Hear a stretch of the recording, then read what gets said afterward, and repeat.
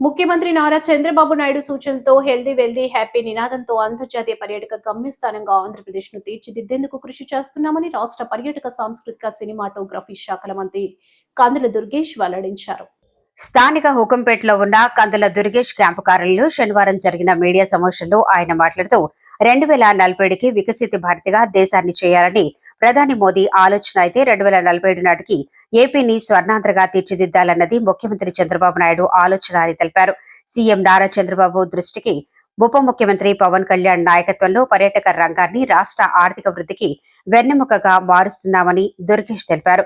2019-2024 మధ్య గత ప్రభుత్వం కుదేలు చేసిన పర్యాటక రంగాన్ని ప్రస్తుతం పట్టాలెక్కిస్తున్నామని, నూతన పర్యాటక పాలసీ ద్వారా పారిశ్రామిక హోదా కల్పించామని పేర్కొన్నారు. 20 నెలల్లో 30 లక్షల కోట్ల రూపాయల పర్యాటక పెట్టుబడులు, 1.22 లక్షల ఉద్యోగాలు సృష్టించామని స్పష్టం చేశారు. జనసేన నాయకులు అనుశ్రీ సత్యనారాయణ, వై శ్రీను, గంటా స్వరూప, ప్రియ సౌజన్య, వైవిడి ప్రసాద్, విన్నా వాసు, యామన నారాయణ గౌడ్, బాషా లిమ్రా, షేక్ అమీనా, గున్నం శ్యామ్ సుందర్, అక్కిడి ప్రసాద్, గౌతమి, పాలెపు కళ్యాణి తదితరులు పాల్గొన్నారు. హెల్దీ వెల్దీ హ్యాపీ ఆంధ్రప్రదేశ్ రావాలని ముఖ్యమంత్రి చంద్రబాబు నాయుడు గారు, అదేవిధంగా ఉప ముఖ్యమంత్రి పవన్ కళ్యాణ్ గారు ఒక ప్రత్యేకమైనటువంటి కార్యాచరణతో ముందుకెళ్తున్నటువంటి నేపథ్యంలో 2047కి భారతదేశాన్ని వికసిత భారత్గా చేయాలని కేంద్ర ప్రభుత్వం ఆలోచిస్తే స్వర్ణాంధ్రగా తయారు చేయాలనేటువంటి ఆలోచన మన రాష్ట్ర ప్రభుత్వం ముఖ్యమంత్రి చంద్రబాబు నాయుడు గారి నేతృత్వంలో జరుగుతుంది. అందులో భాగంగా అన్ని రంగాల్లో కూడా అభివృద్ధి జరుగుతూ ఉంది. అదేవిధంగా ఒకప్పుడు హైటెక్ సిటీని అత్యద్భుతంగా అభివృద్ధి చేసినటువంటి ముఖ్యమంత్రి గారు ఇవాళ మనకి క్వాంటమ్ వ్యాలీ శంకుస్థాపన కూడా ఈరోజు అమరావతిలో చేసుకోవడం అనేది చాలా శుభ పరిణామం.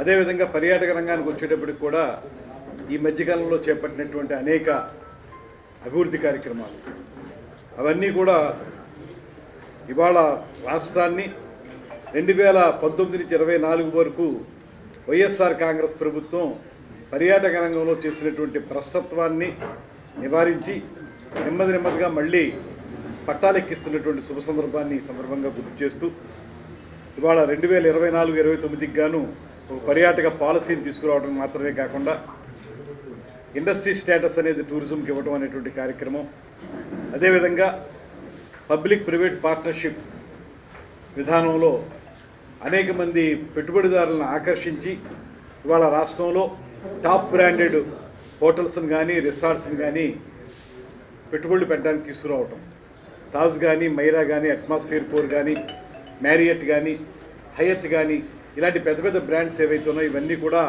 ఆంధ్రప్రదేశ్లో అన్ని ప్రాంతాల్లోనూ స్టార్ హోటల్స్ నిర్మించడానికి ముందుకు రావడానికి కారణం ఈ ప్రభుత్వం తీసుకుంటున్నటువంటి ప్రత్యేకమైన శ్రద్ధ.